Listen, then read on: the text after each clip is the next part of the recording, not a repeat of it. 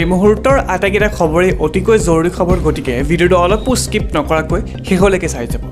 আজি আমাৰ প্ৰথম খবৰটি এটা অতিকৈ গুৰুত্বপূৰ্ণ খবৰ, এটা ডাঙৰ খবৰ। এই মুহূৰ্তত জনাইছোঁ, ৰাজ্যৰ একাংশ অংগনবাড়ী কেন্দ্ৰত সংঘটিত হৈছে ব্যাপক অনিয়ম।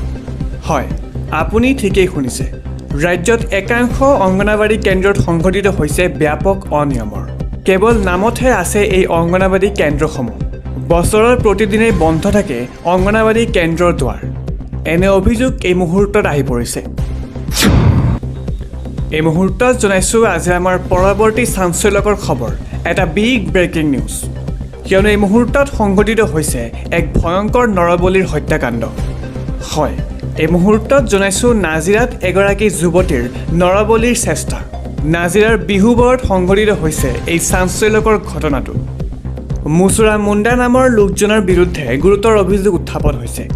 গুপ্ত ধনৰ লালচতে নৰবলিৰ চেষ্টা কৰে যুৱতীগৰাকীৰ ওপৰত। যুৱতীগৰাকীৰ মাতৃক 2 লাখ টকা প্ৰদান অভিযুক্তৰ। আৰক্ষীৰ কাষ চাপিছে ভুক্তভোগীৰ যুৱতীগৰাকী। এই মুহূৰ্তৰ এই চাঞ্চল্যকৰ খবৰ, নাজিৰাত এগৰাকী যুৱতীৰ নৰবলিৰ চেষ্টা। নাজিৰাৰ বিহুবৰত সংঘটিত হৈছে এই ঘটনা। আজি আমাৰ পৰৱৰ্তী খবৰটি এটা চাঞ্চল্যকৰ খবৰ, এটা জৰুৰী খবৰ।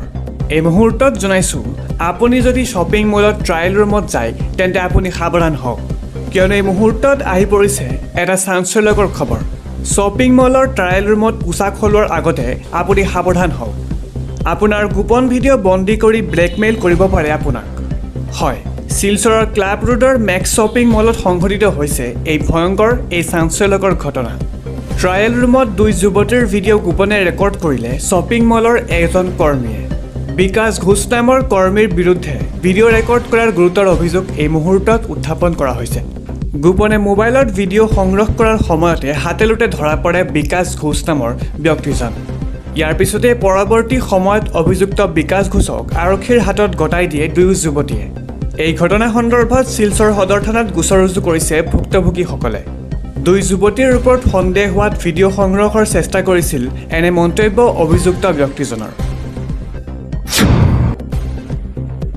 আজি আমাৰ পৰৱৰ্তী খবৰটি এটা জৰুৰী খবৰ, এটা গুৰুত্বপূৰ্ণ খবৰ। কিয়নো নিযুক্তিৰ পৰীক্ষাত উত্তীৰ্ণ নোহোৱা প্ৰাৰ্থীয়ে ঘূৰাই পাব প্ৰ-পত্ৰৰ ধন। হয়, ৰাজ্যৰ পৰা সম্পূৰ্ণ শেষ কৰা হ'ব নকল সোণৰ ব্যৱসায়। ইয়াৰ লগতে বিফল পৰীক্ষাৰ্থীক ঘূৰাই দিয়া হ'ব প্ৰ-পত্ৰৰ ধন। কেৱল ইমানেই নহয়, ইয়াৰ লগতে নিবনুৱাৰ বাবে পুনৰ সুখবৰ দিলে মুখ্যমন্ত্ৰী হিমন্ত বিশ্ব শৰ্মাই। জুলাই মাহত পুনৰ ওলাব 22,765টা পদৰ বিজ্ঞাপন। নিবনুৱাৰ বাবে সুখবৰ দি এই ঘোষণা মুখ্যমন্ত্ৰী হিমন্ত বিশ্ব শৰ্মাৰ। LP আৰু UP শিক্ষক 4,437 গৰাকীয়ে লাভ কৰিব নিযুক্তি। মাধ্যমিক শিক্ষক 2,332 গৰাকীয়ে দিয়া হ'ব নিযুক্তি। ইয়াৰ লগতে অসমৰ বাহিৰৰ এজনো ব্যক্তিয়ে পোৱা নাই এই নিযুক্তিসমূহ। LP শিক্ষকৰ নিযুক্তি এজনো বাহিৰৰ প্ৰাৰ্থী নাই, সকলো অসমৰে হয়। বাতৰি কাকতত প্ৰকাশিত খবৰক নিশ্চাত মুখ্যমন্ত্ৰী শৰ্মাৰ। ৰাজ্যৰ পৰা সম্পূৰ্ণ শেষ কৰা হ'ব নকল সোণৰ ব্যৱসায়। আজি আমাৰ পৰৱৰ্তী খবৰটি এটা অতিকৈ গুৰুত্বপূৰ্ণ খবৰ, এটা জানিবলগীয়া খবৰ। কিয়নো এই মুহূৰ্তত জনাইছোঁ, ভোটাৰ তালিকাৰ সৈতে সংযোগ কৰিব লাগিব আপোনাৰ জন্ম আৰু মৃত্যুৰ তথ্য। হয়, আপুনি ঠিকেই শুনিছে, এতিয়াৰে পৰা ভোটাৰ তালিকাৰ সৈতে সংযোগ কৰিব লাগিব আপোনাৰ জন্ম মৃত্যুৰ তথ্যসমূহ। অতি শীঘ্ৰেই এই সন্দৰ্ভত বিধেয়ক আনিব মোদী চৰকাৰে। কেন্দ্ৰীয় গৃহমন্ত্ৰী অমিত শ্বাহৰ তাৎপৰ্যপূৰ্ণ এই মন্তব্য আগবঢ়াইছে। জন্ম মৃত্যুৰ সৈতে জড়িত তথ্য ভোটাৰ তালিকাৰ সৈতে সংযোগ কৰিবলৈ বিধেয়ক অনাৰ পৰিকল্পনা হাতত ল'ব অতি শীঘ্ৰেই। এই প্ৰক্ৰিয়াৰ অধীনত এজন ব্যক্তিৰ 18 বছৰ সম্পূৰ্ণ হ'লেই স্বয়ংক্ৰিয়ভাৱে তেওঁৰ নাম ভোটাৰ তালিকাতেই অন্তৰ্ভুক্ত হৈ পৰিব। ইয়াৰ লগতে কোনো ব্যক্তিৰ মৃত্যু হ'লে সেই তথ্য স্বয়ংক্ৰিয়ভাৱে নিৰ্বাচন আয়োগলৈ গুচি যাব। পৰৱৰ্তী সময়ত নিৰ্বাচনী তালিকাৰ পৰা নামটো মুছি পেলোৱাৰ প্ৰক্ৰিয়া আৰম্ভ কৰা হ'ব।